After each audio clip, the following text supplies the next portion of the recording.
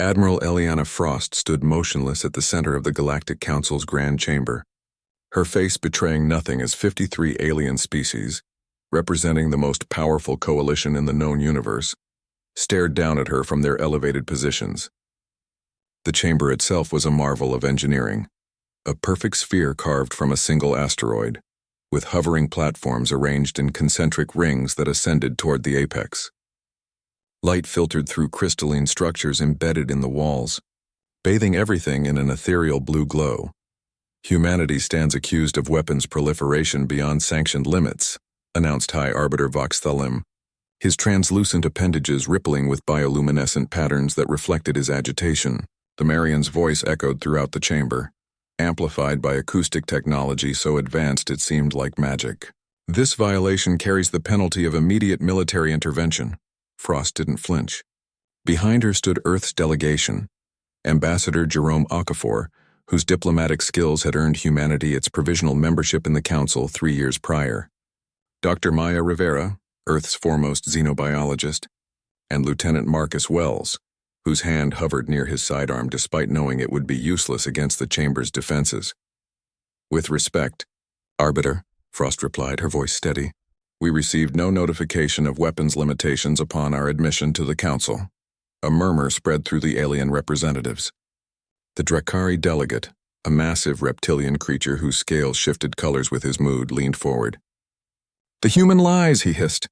"All species are made aware of proliferation restrictions." Ambassador Okafor stepped forward, activating a holographic display from his wrist device. "I've reviewed every document signed by Earth's representatives.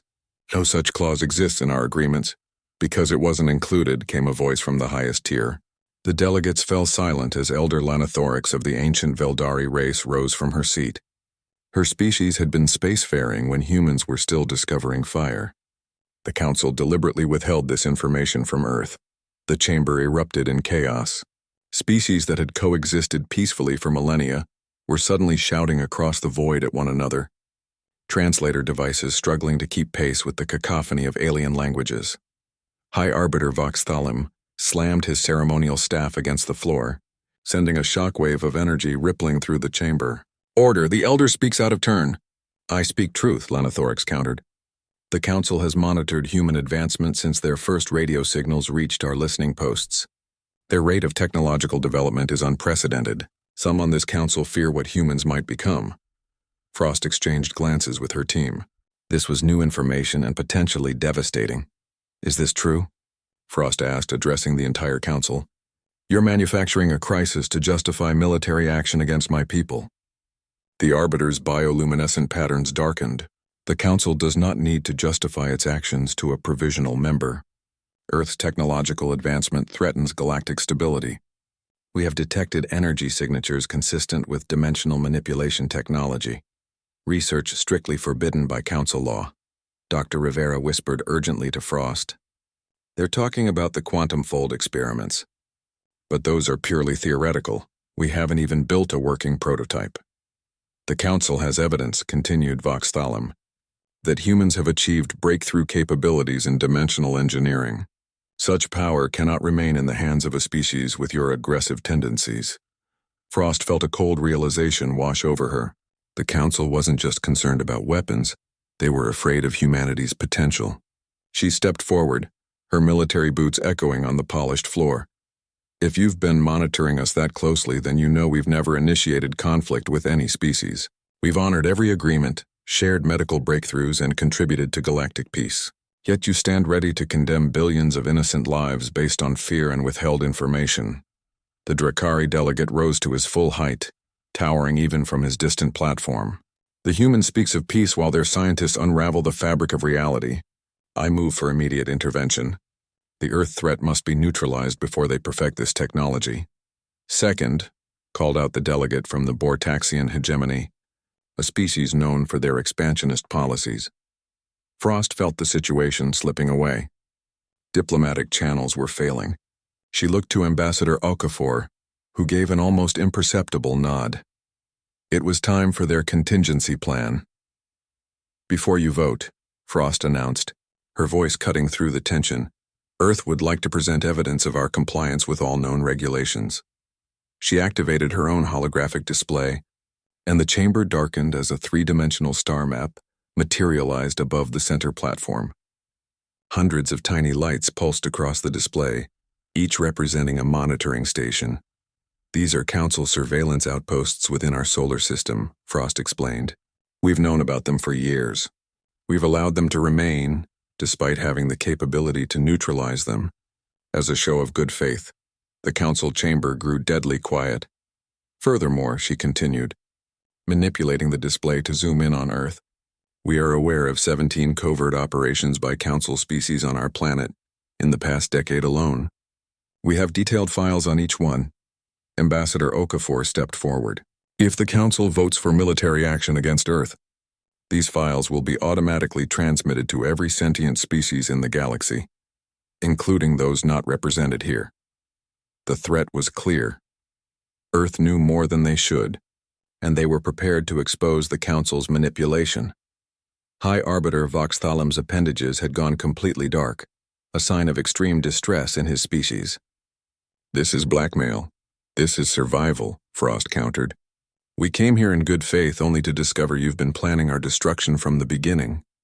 We won't start a war, but make no mistake, we will finish one. As she spoke, Lieutenant Wells received an urgent message on his comm device. His eyes widened and he quickly passed it to Frost. She read it and felt a surge of both relief and trepidation. It seems, she announced to the stunned Council, that while we've been talking, the Quantum Fold prototype has been successfully activated.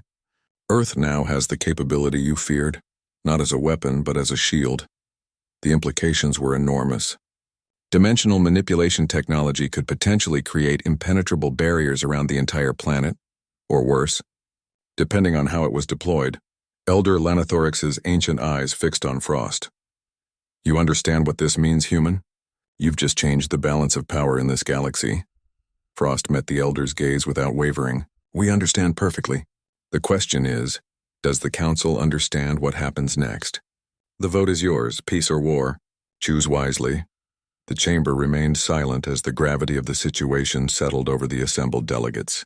Humanity had been underestimated, and now the most powerful governing body in the galaxy faced a decision that would reshape interstellar politics forever. The High Arbiter's voice, when he finally spoke, had lost its imperious tone. The Council will recess for deliberation. As the delegates began to withdraw to their private chambers, Frost turned to her team. Now we find out who really wants peace in this galaxy, she said quietly, and who's been waiting for an excuse for war.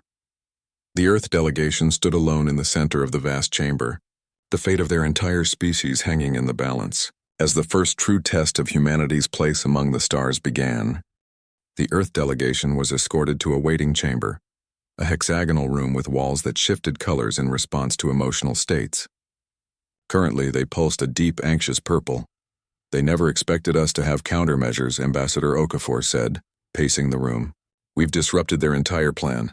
Dr. Rivera was reviewing data on her tablet. The quantum fold activation was perfect timing, but we're not out of danger. If the Council votes for war, we'd be facing the combined military might of 53 spacefaring civilizations. 52, came a voice from the doorway. Elder Lanathorix entered, her ancient form gliding silently across the floor. Though humanoid in basic shape, her species had evolved beyond physical constraints millennia ago. Her body seemed to exist partially in another dimension, edges blurring when viewed directly. Lieutenant Wells positioned himself between the alien and his team, hand hovering near his weapon. At ease, Lieutenant, Frost ordered. I believe the Elder is here to talk, not threaten. Correct, Admiral, Lanathorix confirmed. The Veldari will not support action against Earth.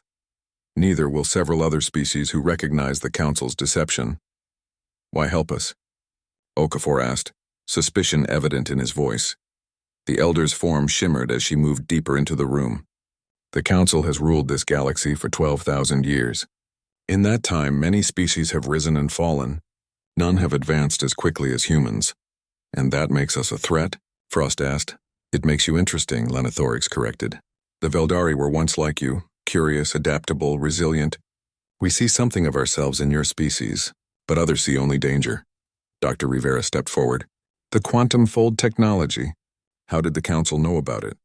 Our research was classified at the highest levels. The elder's expression shifted in a way that might have been a smile.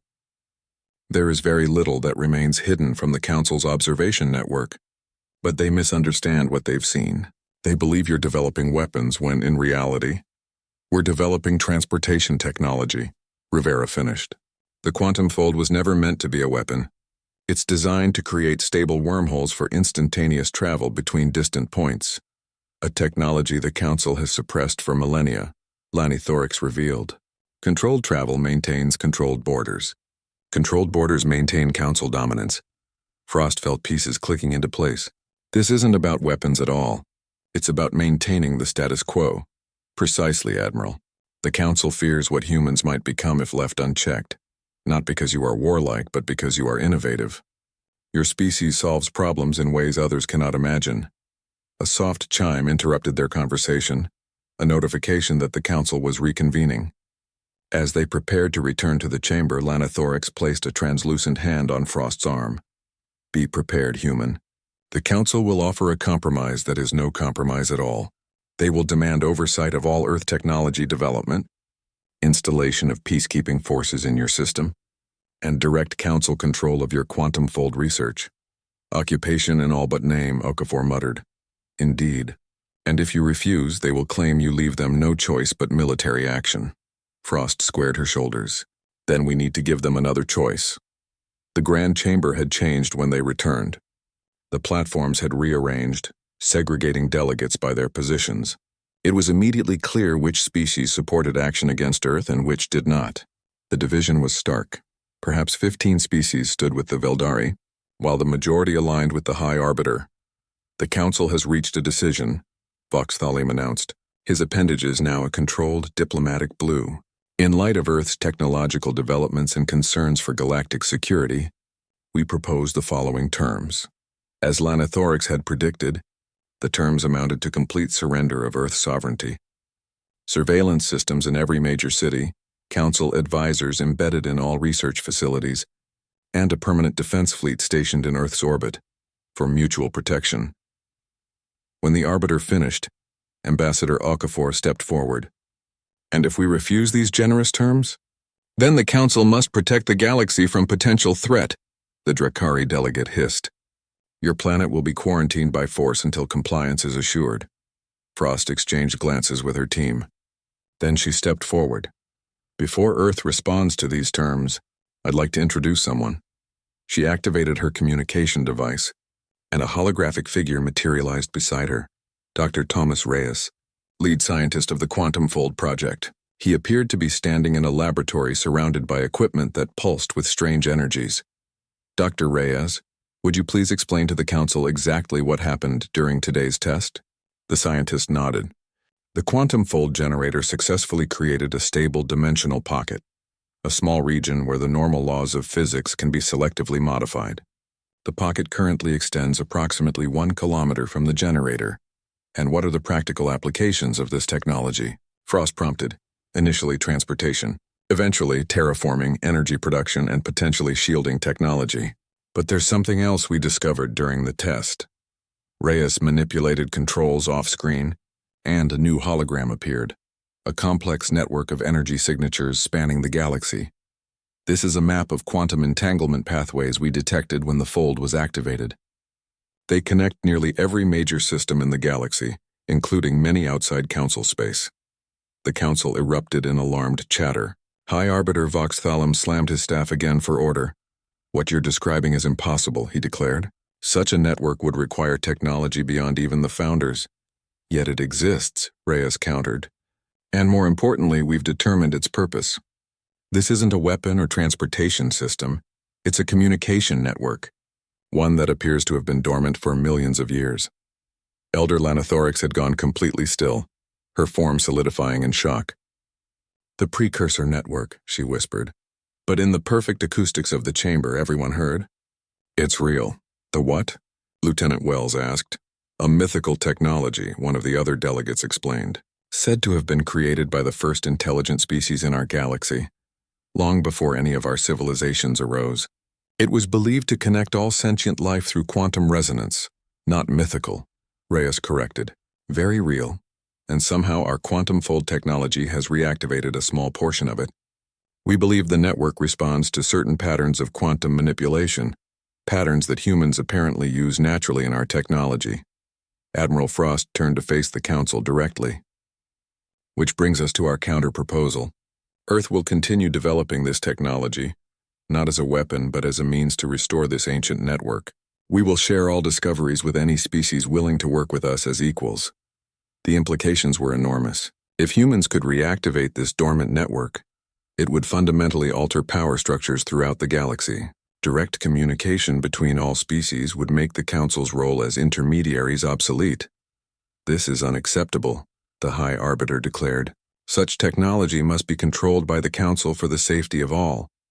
It appears the network disagrees, Dr. Reyes interjected. Our analysis shows it's specifically designed to resist centralized control. The more we try to restrict access, the more unstable the connections become. Frost stepped forward, her voice clear and confident. The choice before the Council is simple. Work with humanity as partners in exploring this discovery, or attempt to suppress us and lose access to the network entirely. She gestured to the holographic display of the quantum pathways. The precursors built this network to connect species, not divide them. Perhaps it's time we honored their vision. The chamber fell silent as the full weight of the situation settled on the delegates. The Galactic Council had convened to neutralize a threat, only to discover humans held the key to technology that predated the Council itself. We require time to consider these developments, the High Arbiter finally said, his tone markedly less confident. As the session adjourned once again, Ambassador Okafor leaned close to Frost. That was a massive gamble. Admiral? No, Frost replied, watching the delegates file out, already forming new alliances and factions before her eyes. That was the truth, and the truth just changed everything. In the 3 days that followed, the Galactic Council remained in continuous session, the longest deliberation in over 2 centuries. The Earth delegation was confined to their diplomatic quarters, a series of rooms that, while comfortable by human standards, served as a thinly veiled prison. Admiral Frost stood at the viewport, watching the massive Council fleet that had gathered in orbit around Nexus Prime, the artificial planet that served as the seat of galactic government. She counted at least 80 capital ships representing 24 species, all positioned within striking distance of the small Earth vessel that had brought them here. They're still preparing for war, she observed as Ambassador Okafor joined her, while simultaneously negotiating for peace, he replied. Classic intimidation tactics. Lieutenant Wells entered the room, his expression grim. Message from Earth, Admiral. The Council has dispatched observer vessels to our solar system. 3 battle groups are holding position just beyond Pluto's orbit. Frost's jaw tightened. So much for good faith negotiations. Dr. Rivera looked up from her workstation, where she'd been analyzing data transmitted from Dr. Reyes.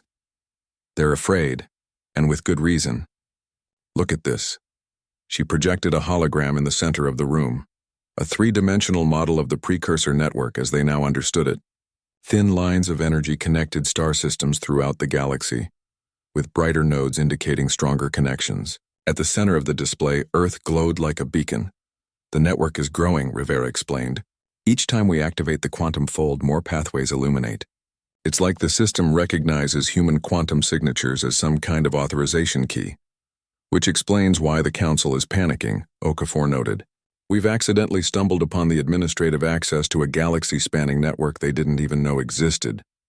A soft chime announced an arrival, and the door slid open to reveal Elder Lanathorix, accompanied by delegates from 7 other species. The Earth team tensed, but Frost motioned them to stand down.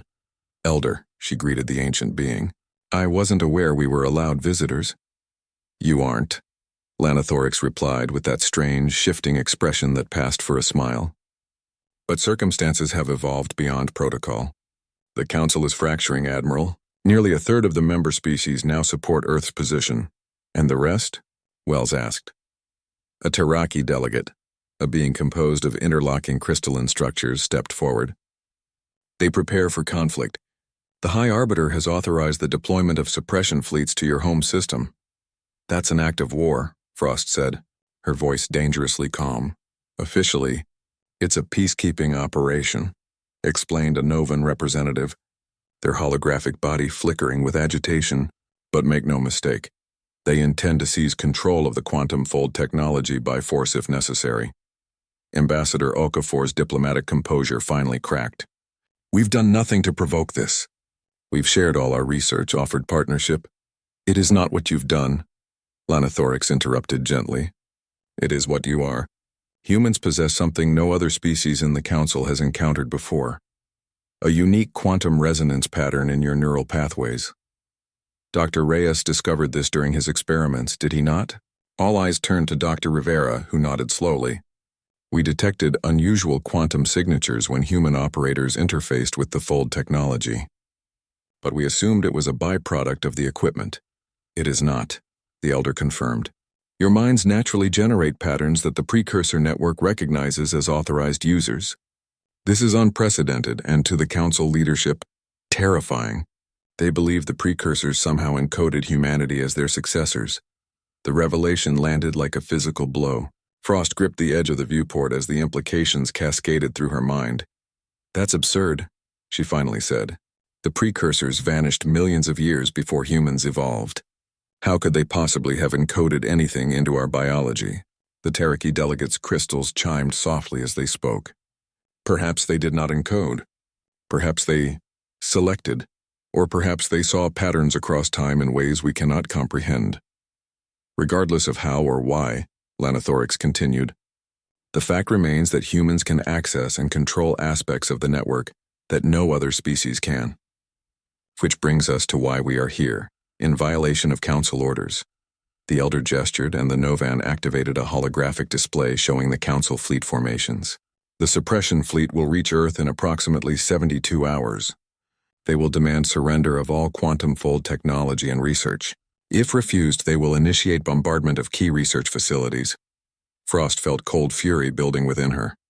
Earth has minimal orbital defenses. Millions of innocent people would die. We know, Lanathorix said solemnly. Which is why we have come with a proposal of our own. Our factions have assembled a protective fleet.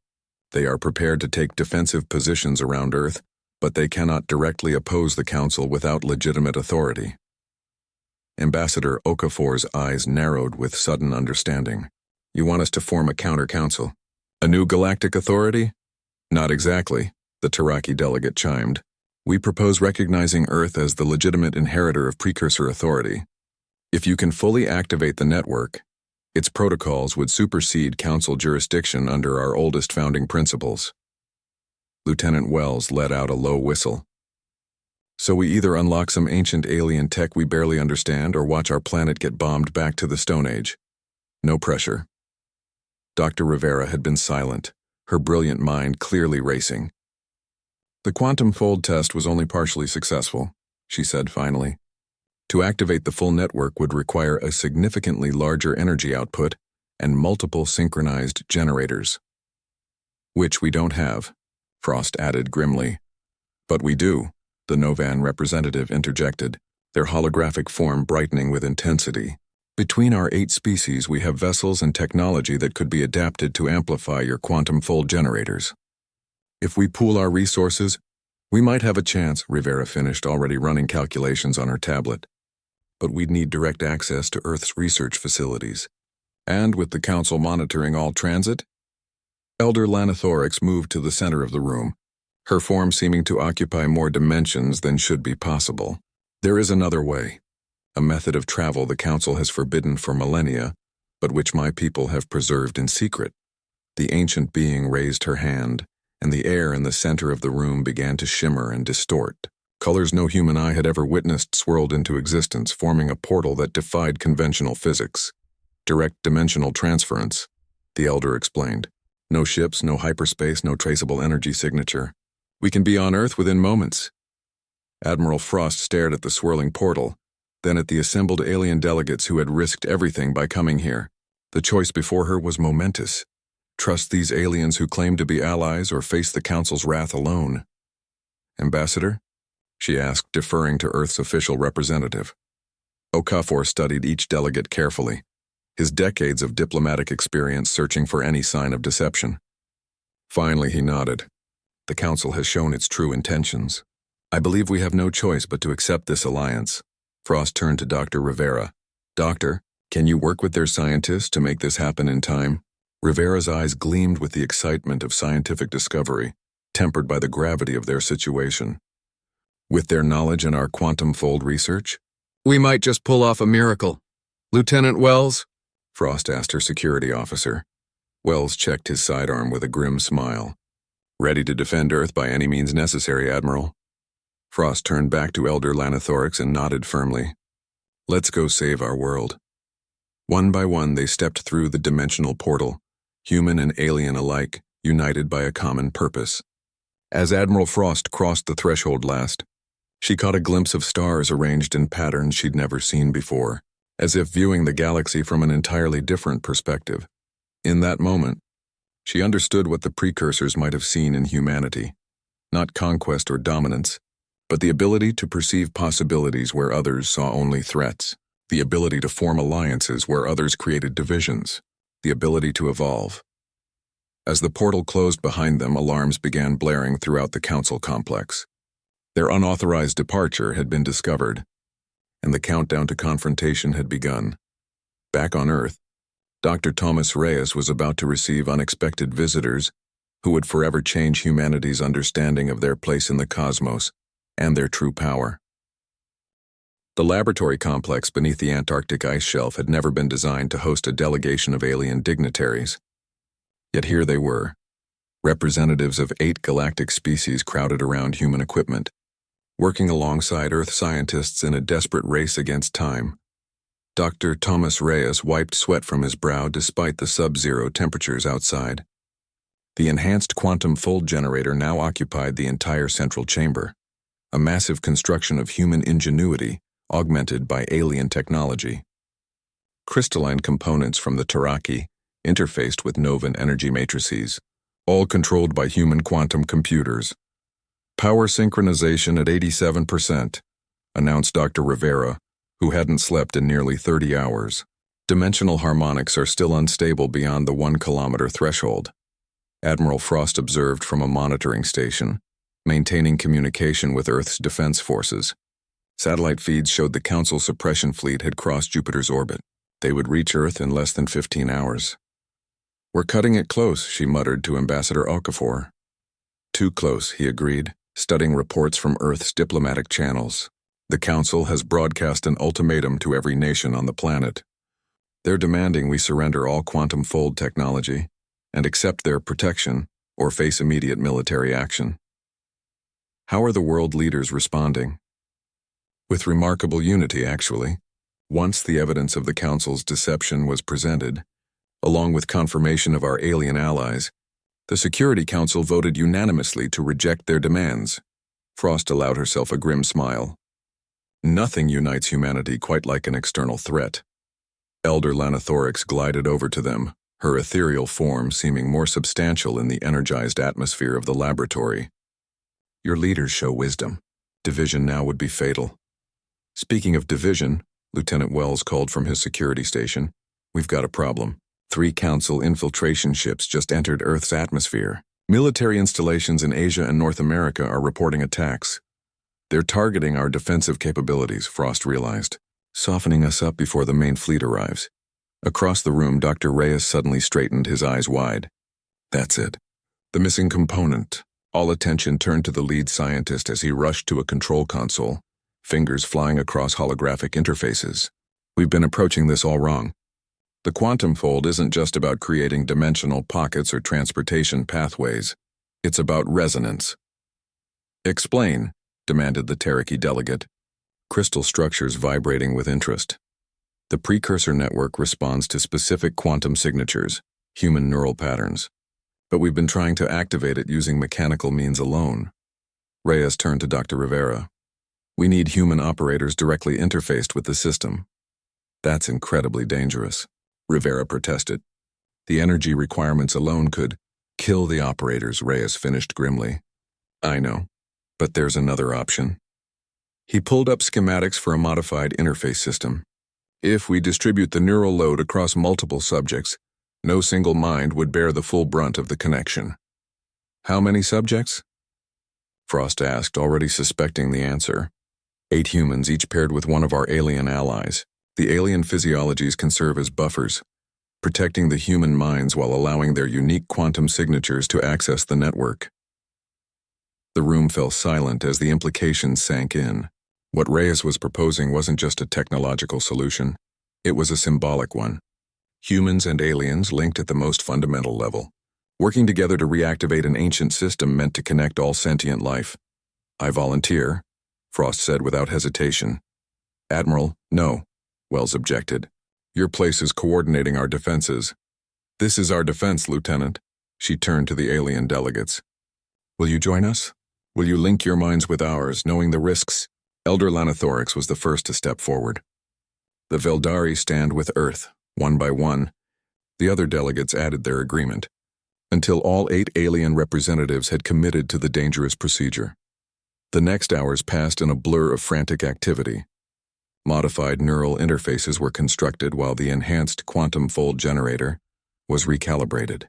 Outside, Earth's military forces mobilized to counter the Council infiltration ships, buying precious time. When all was ready, 8 human volunteers, including Admiral Frost, Dr. Reyes, and Dr. Rivera, took their positions in a circle around the central generator. Beside each human stood one of their alien allies, connected by interfaces that glowed with otherworldly energy. Neural synchronization in 3, 2, 1. A technician counted down. The moment the system activated, Frost's consciousness expanded beyond anything she had ever experienced. She was simultaneously aware of her physical body in Antarctica, and of her mind extending along quantum pathways that spanned the galaxy. Beside her, both physically and mentally, she felt the ancient, multidimensional presence of Elder Lanathorix, guiding her through the overwhelming sensory input. Through the neural link, she could perceive the other human-alien pairs, each experiencing the connection differently yet contributing to the whole. Dr. Reyes and the Taraki delegate were focusing on the technical aspects, adjusting energy flows through pure thought. Dr. Rivera and the Novan representative were mapping the network's extent, discovering connections that reached far beyond the Milky Way. And then, like a key turning in a lock that had waited millennia to be opened, something clicked. Throughout the galaxy, dormant precursor artifacts suddenly activated. On thousands of worlds, ancient structures hummed with renewed energy. In the space between stars, forgotten outposts awakened from their long slumber. In orbit around Earth, the approaching Council warships suddenly found their weapon systems offline, disabled by commands from the reactivated network. Their engines stalled, leaving them drifting helplessly in space. And in the grand chamber of the Galactic Council, the very walls began to glow with symbols no living being had ever seen before, the language of the precursors, dormant until this moment. Within the neural interface, Frost perceived it all simultaneously. But more than that, she understood the purpose of the precursor network, not control or dominance, but connection and preservation. The network had been designed as a failsafe against extinction, a way to ensure that knowledge and cooperation would survive even if individual civilizations did not. "It was never about power," she whispered, her voice echoing both in the Antarctic lab and across the quantum pathways. It was about survival. Through their mental link, Elder Lanathorix shared a profound realization. The precursors did not choose humans as rulers. They recognized in your species a fundamental quality they valued above all else: adaptability. The ability to change, to incorporate new ideas, to evolve not just physically but culturally. The quantum connection was reaching its limit. Human minds were not designed to maintain such expanded awareness for long. As the system prepared to disengage, Frost directed a portion of the network's energy toward a final task: a message, broadcast to every council species in their own language. The precursor network has awakened. Its purpose is to unite, not divide. All species are invited to join in equal partnership. The era of domination is ended. The era of collaboration begins. With those words resonating across the galaxy, the neural interfaces powered down. The human and alien participants collapsed, exhausted but alive, forever changed by what they had experienced. As medical teams rushed to assist them, Lieutenant Wells approached Admiral Frost with an expression of awe. "Admiral, you need to see this." He helped her to a viewport where the Antarctic sky was visible. Above them, the aurora australis had transformed, now pulsing with patterns identical to the quantum pathways they had witnessed in the network. Similar phenomena were being reported from every corner of the globe. "It's beautiful," Frost murmured. "There's more," Wells said, activating a communication screen. "We're receiving transmissions from thousands of worlds, species outside council space, civilizations we never knew existed. They all received your message through the network." Ambassador Okafor joined them, his diplomatic composure for once completely abandoned in favor of wonder. "The council fleet is withdrawing from our solar system, and the High Arbiter is requesting an immediate conference as equals." Dr. Reyes approached, supported by a medical technician. Despite his exhaustion, his eyes shone with excitement. "We've only scratched the surface of what the network can do." The precursors left entire libraries of knowledge waiting to be discovered. Frost looked around at the unlikely alliance they had formed, humans and aliens working side by side. Their differences insignificant compared to what they shared. In just a few days, humanity had gone from facing annihilation to helping reshape the galaxy's future. "Get some rest, all of you," she ordered gently. "Tomorrow we begin the real work." 1 year after the activation of the precursor network, the Antarctic Research Facility had transformed into Convergence, Earth's first true interstellar diplomatic hub. What had begun as a hastily assembled laboratory now extended for kilometers beneath the ice, a sprawling complex of research centers, meeting halls, and living quarters designed to accommodate representatives from over 200 alien species. Admiral Eliana Frost, now serving as Earth's ambassador to the newly formed Galactic Concord, stood in the central atrium watching delegates from across the galaxy interact. The space was dominated by a massive holographic representation of the precursor network, now fully mapped and glowing with countless connection points. "Still getting used to the view?" asked Dr. Maya Rivera as she joined Frost. The neuroscientist had become the leading authority on the psychological effects of quantum resonance, her research revolutionizing understanding of consciousness itself. "I doubt I ever will," Frost admitted. "A year ago we were preparing for war. Now look at us." The transformation had been remarkable by any standard. With the precursor network fully operational, faster-than-light communication became instantaneous across any distance. Transportation technology evolved rapidly, with quantum fold generators now allowing direct travel between any 2 points in the network. More profound, however, were the cultural changes. The ancient council had been dissolved, replaced by the more egalitarian Galactic Concord where all species participated as equals. The precursor libraries, vast repositories of knowledge hidden throughout the galaxy, were being systematically explored, yielding discoveries that benefited all civilizations. Dr. Thomas Reyes approached, accompanied by a delegation of scientists from 12 different species. "Ambassador Frost," he greeted formally, then broke into a grin. "The harmonic resonance team has a breakthrough to share. We've successfully mapped the quantum signatures of over 50 species now." "Any pattern to who can access what portions of the network?" Frost asked. "That's the fascinating part," Reyes explained.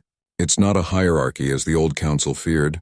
Different species have affinity for different network functions. Humans excel at initiating connections and adaptation protocols. The Veldari have natural ability with the knowledge repositories. The Taraki can manipulate energy distribution with unparalleled precision. Almost as if the system was designed to require cooperation," Rivera observed. "Exactly. No single species can operate the network independently. It's foundationally collaborative." Frost smiled at the elegant simplicity of it. The ultimate check against tyranny. A soft alert chimed on her communication device.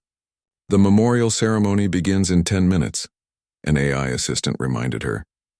The atrium gradually emptied as delegates made their way to the Great Hall.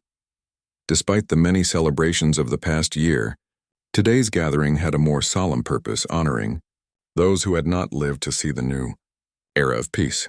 The hall itself was a marvel of combined engineering, a perfect hemisphere carved from Antarctic ice, reinforced with Taraki crystals that amplified sound, while Novan light manipulation technology created a ceiling that appeared to open directly to the stars above. As Frost took her place at the speaker's platform, she looked out at the assembled representatives, Among them sat the surviving members of the original alliance, Elder Lanathorix of the Veldari, now serving as historian of the conquered. The Taraki delegate, whose name translated roughly to Crystal Song in Darkness, and representatives from the 6 other species who had risked everything to stand with humanity. Notably absent was High Arbiter Vox Thalum. The former council leader had not survived the transition of power. When the precursor network activated and revealed the full extent of the council's manipulations, several subjugated species had risen up against their former oppressors. The High Arbiter's ship had been destroyed in the chaos that followed. Frost activated the ceremonial illumination, and the hall fell silent. 1 year ago, she began, we stood on the precipice of a war that would have devastated not just Earth, but countless worlds across our galaxy. That we gather here today in peace rather than conflict is testament to the courage of individuals from many worlds who chose cooperation over domination. Throughout the hall, small lights began to glow, memorial symbols for those lost during the transition. While the conflict had been mercifully brief compared to what might have been, it had still claimed lives from dozens of species. Today we remember those who did not live to see what their sacrifice made possible, Frost continued, and we reaffirm our commitment to ensuring their loss was not in vain. Elder Lanathorix rose, her multidimensional form now permanently visible to all species thanks to network-enhanced perception. From the ashes of the old order, a new understanding has emerged, the ancient being intoned. The precursors did not choose humanity as their successors. They recognized in them a reflection of their own most cherished values, curiosity, adaptability, and the capacity to form connections across boundaries of biology and culture. A murmur of agreement rippled through the assembly. Now know that the precursors themselves faced extinction not from external threat, but from internal division, Lanathorix continued. Their final act was to create this network, a system that could only be fully activated by species working in harmony. They seeded quantum resonance patterns throughout this galaxy, knowing that eventually, evolution would produce minds capable of accessing their legacy. The Taraki delegates' crystals chimed melodiously as they added, the human neural pattern was simply the key that fit the lock, but the door was always meant for all of us to walk through together. Ambassador Okafor, who had been instrumental in drafting the Concord Charter, stepped forward. The old council feared what they called the human problem, our rapid advancement, our unpredictability. What they failed to understand was that these were not weaknesses to be controlled, but strengths to be embraced. Throughout the hall, representatives nodded in agreement. Even former council loyalists had come to appreciate the value of human innovation when freed from the fear of competition. And yet, Frost cautioned, we must remember that power, even power shared, carries responsibility. The precursor network has transformed our civilization overnight, but technology alone cannot create lasting peace. That requires wisdom. She gestured to the memorial lights glowing throughout the chamber. These lights remind us of the cost of division, of the danger of seeing difference as threat rather than opportunity. As she spoke, a subtle change came over the hall. The memorial lights began to pulse in synchronized patterns, their glow intensifying. Through the seemingly transparent ceiling, the quantum aurora that had become a permanent feature of Earth's atmosphere shifted in response. Dr. Rivera leaned forward, her scientific curiosity piqued. That's not part of the ceremony, she whispered to Reyes. Before anyone could investigate further, the center of the hall illuminated with a light unlike any seen before, a dimensional intersection that manifested as a swirling nexus of energy.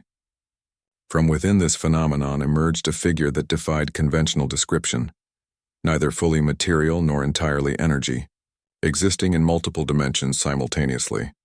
The assembled delegates fell into stunned silence as the being surveyed the hall.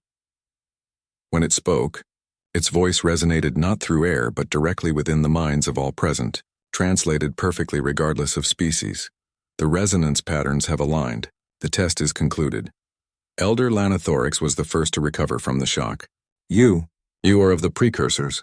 The being's form shifted in what might have been acknowledgement. I am the guardian left behind to observe. For millions of your years I have watched civilizations rise and fall, waiting for the emergence of species capable of true cooperation. The network activation was the final phase of that observation. Admiral Frost stepped forward, instinctively assuming her role as Earth's representative. You've been monitoring us all this time? Not directing, observing, the choices were yours. The consequences yours, the achievement yours. The Guardian's form rippled. My purpose is nearly complete. I remain only to share what you have earned, the true legacy of those you call the precursors. The being gestured, and the holographic display of the network transformed, revealing new pathways extending beyond the galaxy, connections to other island, universes scattered throughout the cosmos. The network you have discovered is but one node in a much larger system, a means of connecting not just worlds within a galaxy, but galaxies throughout the universe. Civilizations that achieve the necessary harmony earn their place in this greater community. The implications were staggering. Humanity had barely adjusted to being one species among many in their own galaxy. The concept of a universe-spanning civilization of diverse galaxies was almost too vast to comprehend. Are there others like us out there? Dr. Rivera asked, her scientific mind racing with possibilities. Many, the Guardian confirmed. Some have been connected for billions of years. Others are emerging even now, as you did. Distance has kept you separate. The network will change that, if you choose to accept this responsibility. Ambassador Okafor stepped forward. This decision cannot be made by humanity alone. It affects all species in the conquered. Of course, the Guardian agreed. The invitation extends to your civilizer.